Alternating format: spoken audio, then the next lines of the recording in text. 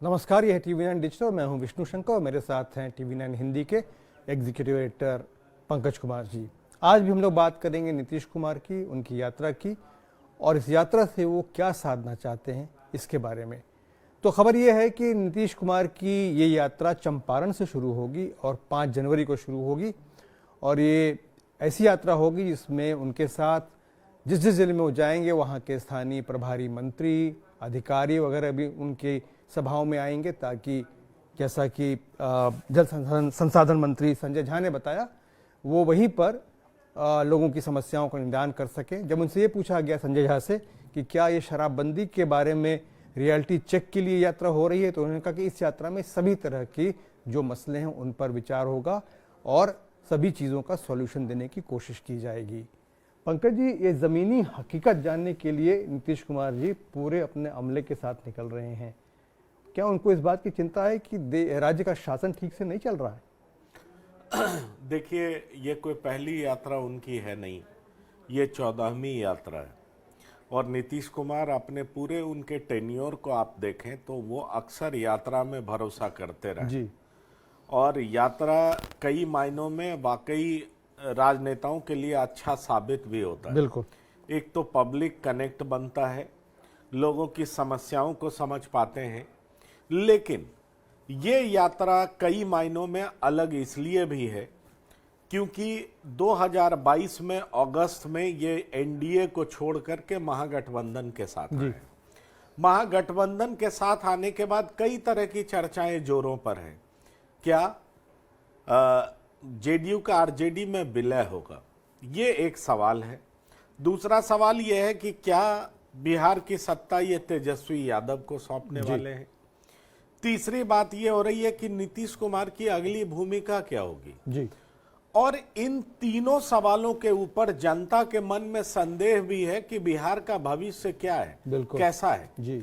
मुझे लगता है इन तमाम चीजों को टटोलने का प्रयास नीतीश कुमार जरूर करेंगे। मैं इन चीजों का जिक्र इसलिए भी कर रहा हूं क्योंकि इससे पहले आप 3 चुनाव को देख लें, गोपालगंज, मोकामा और कुढ़नी। कुढ़नी की हार जो है, मुझे नहीं लगता कि महागठबंधन पचा पा रही होगी। अच्छा। इसकी बड़ी वजह यह है कि पिछला चुनाव 2020 में आरजेडी अकेले लड़ी थी और आरजेडी वहां जीती थी। हाँ। आरजेडी की सदस्यता, जो वहां के एमएलए उनकी सदस्यता चली गई क्योंकि उन्होंने अपने एफिडेविट में कुछ सही तथ्यों को रखा नहीं। लेकिन इसके बावजूद आरजेडी और जेडीयू का अलायंस चुनाव नहीं जीता पाया और सबसे बड़ी बात है वो तब नहीं जीता पाया जब मुकेश साहनी भी खड़े थे, मतलब उनका एक इंडिपेंडेंट उम्मीदवार खड़ा था। अब सवाल उठता है कि क्या जनता के बीच नीतीश कुमार का आरजेडी के साथ जाना वो सही तरीके से नहीं गया? क्या जनता इसको पसंद नहीं कर पा रही है? नीतीश कुमार की जो राजनीति, एंटी लालू प्रसाद, उनका खराब गवर्नेंस, बिहार में अपहरण उद्योग, लॉ एंड ऑर्डर, तमाम ऐसे मसले थे जिनके खिलाफ बोलते हुए नीतीश कुमार आगे बढ़े। अब सवाल ये उठता है कि फिर से उसी कुनबे में चला जाना, क्या वैसे लोगों को पसंद नहीं आ रहा, रास नहीं आ रहा जो कि नीतीश कुमार के परंपरागत वोटर्स माने जाते थे? यही सवाल है। मुझे लगता है नीतीश कुमार इसको भी समझने की कोशिश करेंगे कि आखिरकार 2010 के बाद ऐसा क्या हुआ कि नीतीश कुमार की राजनीति जो है वो ढलान की तरफ नजर आती है, अवसान की तरफ नजर आती है। क्योंकि 2010 में मैसिव मैंडेट मिला, 2015 में इनकी जीत जरूर हुई, लेकिन 2015 में आरजेडी के साथ हुई। तब भी हम मान लेते हैं कि ठीक है, अच्छी जीत थी नीतीश कुमार की और जेडीयू की। लेकिन आप 2020 देख लें तो 43 सीटों पर सिमट गई जेडीयू। अब सवाल उठता है कि 43 सीटों पर सिमट जाना, भले ही ठीक है, उस चुनाव में एलजेपी ने अपने उम्मीदवार उतार दिए थे हर जगह जेडीयू के खिलाफ, लेकिन इससे जेडीयू को इतना नुकसान क्यों हुआ? तो कई ऐसे सवाल हैं जिसके जवाब नीतीश कुमार तलाशना जरूर चाहेंगे। और साथ ही साथ चूंकि ये कहा गया है कि एक तरह का डील है आरजेडी के साथ कि वो लोकसभा चुनाव से पहले केंद्र की राजनीति करेंगे, तो मुझे लगता है बिहार की जनता के बीच जाकर के ये बताने की कोशिश जरूर करेंगे कि उन्होंने एनडीए से क्यों रिश्ता तोड़ा, वो आरजेडी के साथ क्यों गए, देश की समस्या क्या है, बिहार की जनता का समर्थन मांगने की भी कोशिश करेंगे और साथ ही साथ बताएंगे कि क्यों उनके लिए जरूरी हो गया था बीजेपी से अलग रास्ता अपना अख्तियार करना। मुझे लगता है इस ताकत के दम पे ही वो फ्यूचर कोर्स ऑफ एक्शन तैयार करेंगे। पंकज जी, जो एक कास्ट कॉम्बिनेशन बना था बीजेपी और जेडीयू के साथ में आने से और जेडीयू के जाने के बाद, जिसमें कि शायद विभाजन हो गया है, उसमें एक बात जो सता रही है नीतीश कुमार को ज़्यादा, वो है एमबीसी का वोट जैसा कहा जा रहा है उनसे खिसक रहा है। ये चिंता भी नीतीश कुमार के दिमाग में काफ़ी ऊपर होगी। देखिए, निश्चित तौर पर नीतीश कुमार ने बिहार में एक दो जादूगरी उन्होंने की थी। आपको याद होगा, दलित में उन्होंने महादलित बना दी जी, और महादलित में दलित की तमाम जातियां थी, सिर्फ पासवान नहीं था। पासवान इसलिए नहीं था क्योंकि वो रामविलास पासवान के वोटर्स माने जाते थे। पिछड़ों में इन्होंने अति पिछड़ा क्रिएट कर दिया। उसकी बड़ी वजह ये थी कि इनको पता था कि एंटी यादव बड़े पैमाने पर फोर्सेस तैयार हो रहे हैं और अति पिछड़ा वोटर्स इनका फैन होता था, इनको वोट करता था। और जब बीजेपी के साथ अलायंस होता था तो उनके मन में कोई शक शुबा नहीं रह जाता था कि वोट करना किसको है। अभी पिछले कुछ समय से ये ट्रेंड देखा गया है कि लोकसभा चुनाव में अति पिछड़ा पीएम मोदी के लिए वोट करता है, लेकिन विधानसभा चुनाव में क्या करता है ये देखने वाली बात होगी। अब सवाल ये उठता है कि ये पहला ऐसा चुनाव होगा 2022 में जब ये नीतीश कुमार अलग हटे हैं, तो नीतीश कुमार की परीक्षा सही तरीके से होगी कि अति पिछड़ा किसके साथ है। बीजेपी दावा करने लगी है और बीजेपी को वोट मिलने भी लगे। अगर बीजेपी को अति पिछड़े का वोट नहीं मिलता तो गोपालगंज में जीत नहीं होती, कुढ़नी में जीत नहीं होती, मोकामा में जीत महागठबंधन की नहीं है, वो प्रत्याशी की है। वो किसी भी पार्टी में हो, निर्दलीय हो नहीं हो, उनकी जीत होती ही होती है। लेकिन उसके बावजूद भी बीजेपी वहां पर जिस तरीके से मोकामा में भी जो मार्जिन इतना कम रहा है जीत हार का, वो कहा जा सकता है कि बीजेपी का वहां पर वोट बैंक बढ़ा है जब से नीतीश कुमार अलग हुए हैं। बीजेपी का परफॉर्मेंस बेहतर हो रहा है। अब सवाल यही उठता है कि जो इनका वोटर है, क्योंकि एक तरफ ये कयास लगाया जा रहा है कि अगर ये मिल गए, विलय हो गया, तो इनके जो वोटर्स है पूरे तरीके से इनका साथ छोड़ देंगे और वो बीजेपी में शिफ्ट हो जाएंगे। और दूसरा एक बड़ा वर्ग है जिसके बारे में कहा जाता है कि वो नीतीश कुमार की मजबूरी को समझते हैं, लेकिन वो भी खिन्न है, नाराज हैं, परेशान हैं। और तीसरी बड़ी बात कही जाती है कि जो ये कोयरी और कुर्मी के जो एक छत्र नेता ये खुद समझे जाते हैं, तो कोयरी समाज भी इनसे खुश नहीं है। बीजेपी में विधान परिषद के नेता सम्राट चौधरी हैं, वो भी अपने इलाके में और एक बड़े इलाके में बड़ा प्रभुत्व रखते हैं, उनका बड़ा प्रभाव है। अब सवाल ये उठता है कि इन तमाम चीजों पर कई तरह के सवाल हैं, उसको समझने की कोशिश, उनके जवाब को तलाशने की कोशिश नीतीश कुमार करेंगे। क्योंकि 3 उपचुनावों के जो परिणाम हैं, मुझे नहीं लगता है कि नीतीश कुमार के लिए अच्छे हैं।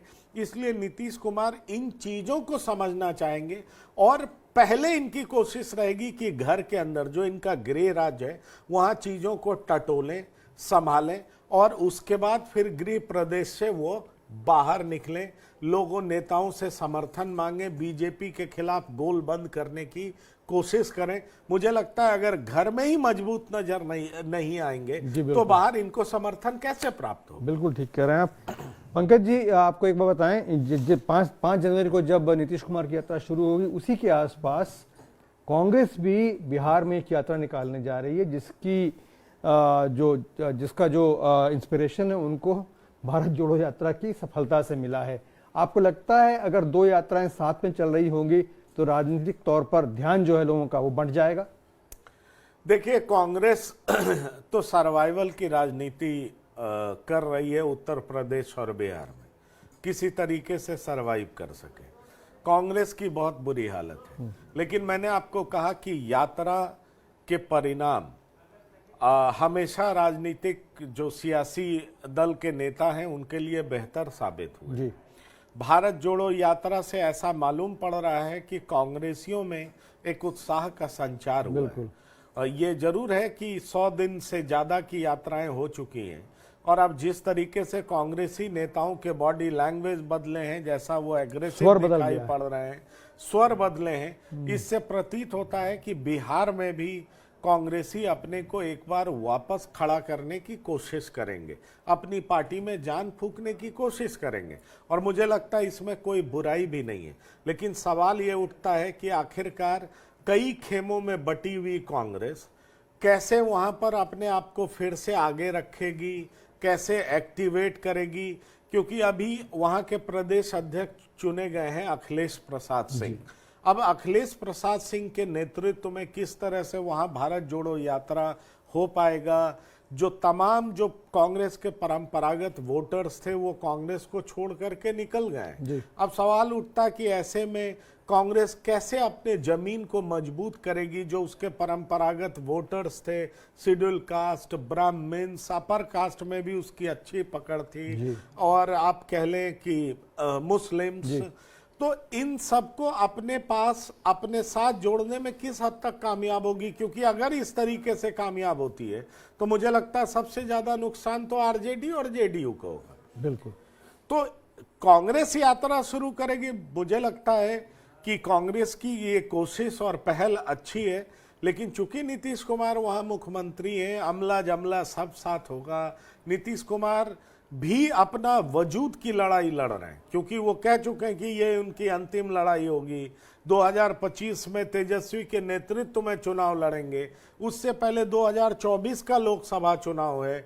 इन लोगों की इच्छा है कि बीजेपी को बिहार, उत्तर प्रदेश, खासतौर पर जो ईस्टर्न यूपी है, झारखंड, वेस्ट बंगाल, कुल मिलाकर 70-75 सीटों पर नुकसान पहुंचाया जाए, जिससे बीजेपी की सरकार केंद्र में नहीं बन सके। क्या जैसा वो सोच रखते हैं उसमें कामयाब हो पाएंगे, ये एक बड़ा सवाल है। पंकज जी, एक और घटना चक्र जिसके बारे में आपसे जिक्र करना चाहूँगा। 30 तारीख को कोलकाता में गंगा नेशनल मिशन की मीटिंग है, जिसमें पहले नीतीश कुमार को जाना था। उसमें प्रधानमंत्री योगी आदित्यनाथ उत्तर प्रदेश के मुख्यमंत्री और ममता बनर्जी पश्चिम बंगाल के मुख्यमंत्री उपस्थित होंगे। अब वो स्वयं नहीं जा करके तेजस्वी यादव को उस मीटिंग में भेज रहे हैं। क्या ये इस बात का संकेत है कि अब वो धीरे धीरे ऐसी जिम्मेदारियां दे रहे हैं तेजस्वी यादव को जो आगे वो समझते हैं उनको संभालनी पड़ेगी? देखिए, ये संकेत ठीक है। मुझे लगता है कि नीतीश कुमार और प्रधानमंत्री के बीच में बड़े मधुर संबंध रहे, और जिस तरीके से नीतीश कुमार से बीजेपी लगातार कांटेक्ट करती रही और अपर हैंड देती रही जेडीयू को बिहार में, मुझे नहीं लगता है कि अब चूंकि ये एनडीए से बाहर आ गए हैं तो प्रधानमंत्री के जब सामने खड़े होंगे तो मुझे नहीं लगता है कि नीतीश कुमार खुद कंफर्टेबल महसूस करेंगे, ये मेरा ऐसा मानना है। लेकिन राजनीति में आना जाना तो लगा रहता है। मेरा ये मानना है कि नीतीश कुमार, आपको याद होगा, एनडीए से अलग हटने से पहले भी कई सारे ऐसे मीटिंग से खुद को वो अलग रखने लगे थे जहां प्रधानमंत्री से सामना हो, गृह मंत्री से सामना हो, तो ऐसी मीटिंग से अपने आप को अलग रखने लगे थे। तो मुझे लगता है उसी कवायद की एक अगली कड़ी है कि बीजेपी के बड़े नेताओं से दूरी रहे, ये कोशिश कर रहे हैं। जाहिर तौर पर इसके सियासी मायने भी हैं कि ये इतने नाराज हैं, वोटर्स को दिखाना चाहेंगे कि भाई बीजेपी के नेताओं से मिलना तक पसंद नहीं करते दूरी हैं। रखेंगे। जी हाँ, दूरी रखें, क्योंकि इन पर यह भी आरोप है कि क्यों ट्रस्ट किया जाए, ये कब बीजेपी के साथ चले जाए। तो जाहिर तौर पर सियासत में बहुत सारा चीजों को दिमाग में रख करके किया जाता है, और एक मैसेजिंग की भी कोशिश होती है कि देखिए ये इतने दुखी हैं, इतने खफा हैं कि मिलने तक को तैयार नहीं है, ताकि उन वोटर्स में जो कि बीजेपी के विरोध वोट करने में यकीन रखते हैं उनमें गहरा विश्वास जमा सके कि नहीं, बीजेपी के विरोध के लिए मैं आया हूं, आगे बढ़ करके करूंगा, मुझ पे अब भरोसा करो। भले ही 17 साल तक मैं उनके साथ रहा, लेकिन अब मैं साथ जाने वाला नहीं हूं। इसलिए ना मैं पीएम के पास जाता हूं, ना मैं उनके बड़े नेताओं के पास जाता हूं। अब मेरा एक ही अंतिम इच्छा है, वो ये है कि बीजेपी को हरा दो, उनकी केंद्र से सरकार उखाड़ फेंकूं। और यही मेरी कामना रह गई है। वो कहेंगे कि मेरी इच्छा प्रधानमंत्री बनने की नहीं है, मेरी इच्छा बीजेपी को हटाने की है। और ये ऐसा कह करके ये साबित करना चाहेंगे कि बीजेपी को हटाने के लिए मुख्य काम सूत्रधार ये खुद रहे हैं। इन्होंने ही सारा कुछ ऐसा किया है ताकि ज्यादा से ज्यादा संभावना बन सके चुनाव परिणाम के बाद कि अगर बीजेपी को नुकसान होता है तो क्रेडिट इनको मिले, और क्रेडिट मिले तो निश्चित तौर पर फिर पद भी मिल सकता है। इस तरह की भी बात हो सकती है। लेकिन अभी उन्होंने बिल्कुल फोकस किया हुआ है कि मुझे पीएम नहीं चाहिए, कि बीजेपी की सरकार को हराना है। और इसका सूत्रधार वो कैसे बने, इसके लिए लगातार कोशिश कर रहे हैं। और इसी कोशिश की कवायद में आप देख रहे हैं कि पहले गृह प्रदेश में अपनी स्थिति का आकलन कर रहे हैं, और इस आकलन के बाद प्रदेश से बाहर भी निकलेंगे, देश में जाएंगे, अलग अलग नेताओं से मिलेंगे, और फिर देखिए क्या होता है। शुक्रिया पंकज जी सारी एनालिसिस के लिए। तो जैसा हमने आपको बताया, नीतीश कुमार की बिहार में जो अगली यात्रा है वो 5 जनवरी से शुरू होगी, और उसी के आसपास कांग्रेस की भी एक यात्रा है बिहार में जो शुरू होने जा रही है। तो बिहार से जुड़ी सभी खबरों के लिए हमेशा TV9 डिजिटल से जुड़े रहिए। और अभी हमारे साथ आपने साथ दिया हमारा, इसके लिए धन्यवाद। आप इजाज़त दीजिए।